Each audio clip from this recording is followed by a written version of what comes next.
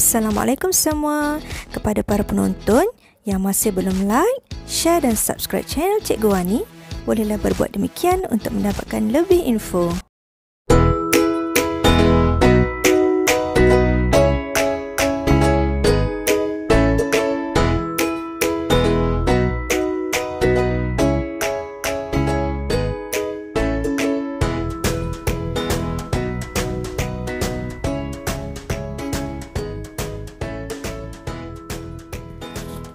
Baiklah adik-adik, sebelum kita meneruskan pelajaran, mari kita ulang kaji semula siri 1.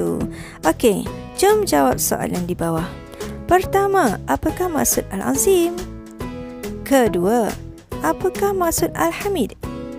Ketiga, apakah hukum beriman dengan nama-nama Allah? Okey, kepada adik-adik yang dapat jawab, nantikan hadiah daripada cikgu. Tunggu. Tahniah kepada adik-adik yang masih lagi ingat dan faham tentang pelajaran kita pada siri 1 yang lepas. Baiklah adik-adik, mari kita sambung pelajaran seterusnya. Jom kita lihat apakah kepentingan beriman dengan nama Allah Al-Azim dan Al-Hamid. Pertama, sentiasa merasai keagungan Allah Subhanahu Wa Taala. Kedua, membentuk peribadi yang berakhlak mulia. Ketiga, memupuk sifat bersyukur dan berterima kasih. Manakala yang keempat, berusaha membaiki diri supaya menjadi manusia mulia. Yang kelima, melazimi sikap merendah diri dan tidak sombong. Dan yang terakhir sekali, yang keenam, selalu memuji Allah Subhanahu Wa Taala dengan menyebut Subhanallah. Baiklah adik-adik, cikgu harap adik-adik semua dapat ingat kepentingan beriman dengan nama Allah Al-Hamid dan Al-Azim. Baiklah adik-adik, jom kita lihat satu persatu kepentingan beriman kepada nama Allah.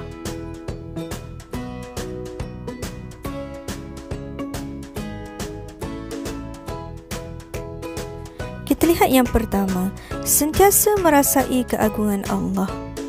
Apa maksudnya adik-adik? Maksudnya ialah apabila berlaku sesuatu perkara di dalam hidup kita, kita sebagai hamba Allah yang waras, hamba Allah yang diberi akal fikiran untuk berfikir bahawa setiap apa yang berlaku adalah atas kehendak Allah Subhanahu Wa Taala.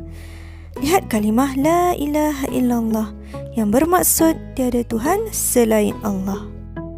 Adik-adik pernah terdengar tak ataupun terlihat mana-mana video yang berkaitan dengan peristiwa tsunami di Bandar Aceh.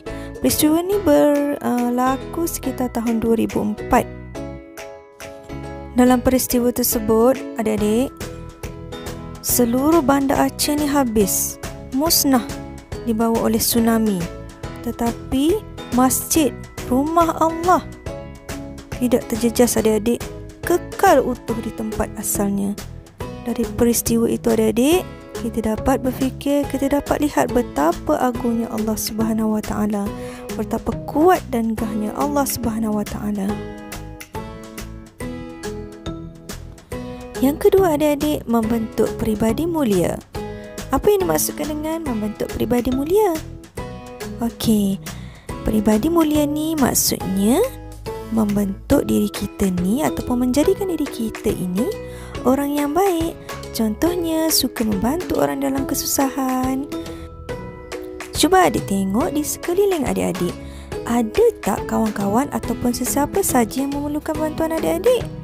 Contohnya, adik-adik nampak cikgu bawa buku banyak.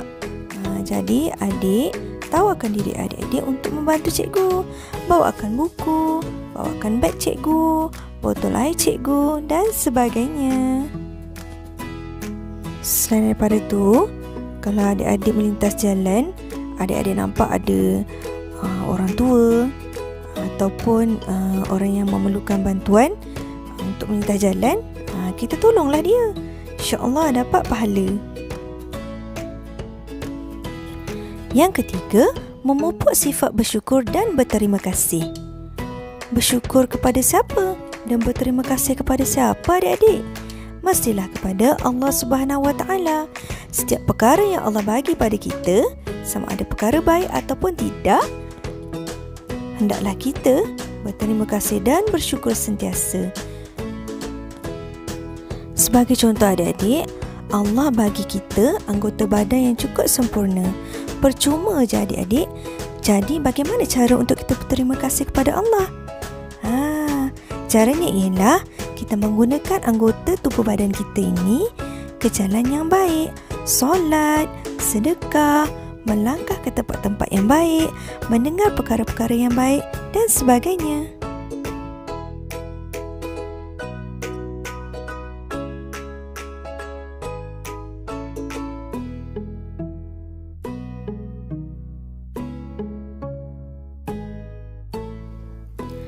Okey, yang keempat ialah berusaha memperbaiki diri supaya menjadi manusia mulia. Contohnya seperti menutup aurat.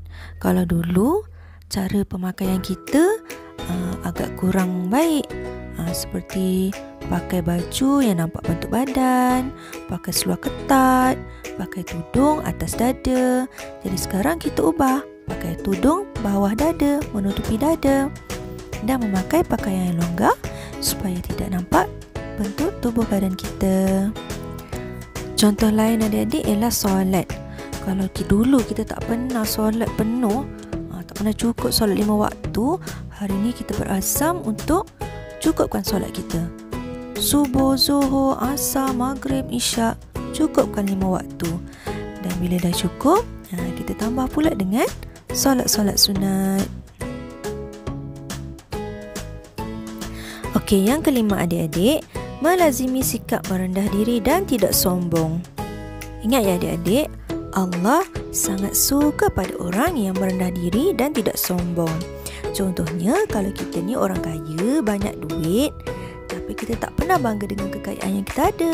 Sebaliknya, kita suka membantu orang lain, suka menderma, suka bersedekah. Kita tidak boleh membanding-bandingkan diri kita dengan diri orang lain. Kita kaya, orang miskin.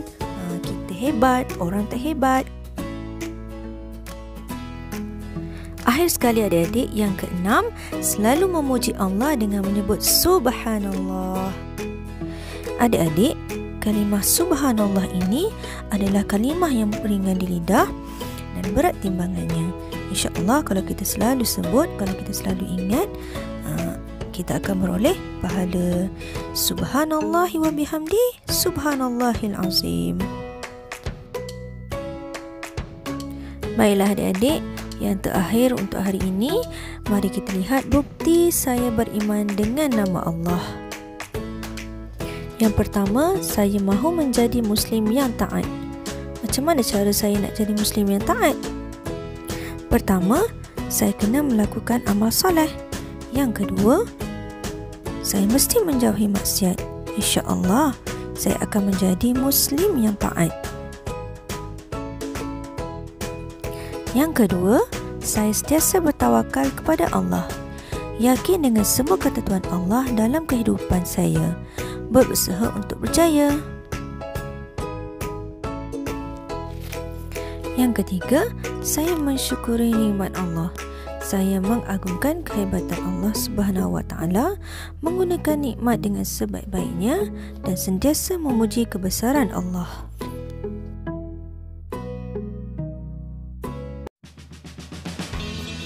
Alhamdulillah, selesai sudah pelajaran kita pada hari ini. Sebagai rumusan, adik-adik perlu ingat, semua manusia wajib beriman dengan nama Allah dan tiada yang lebih agung dan terpuji selain daripada Allah.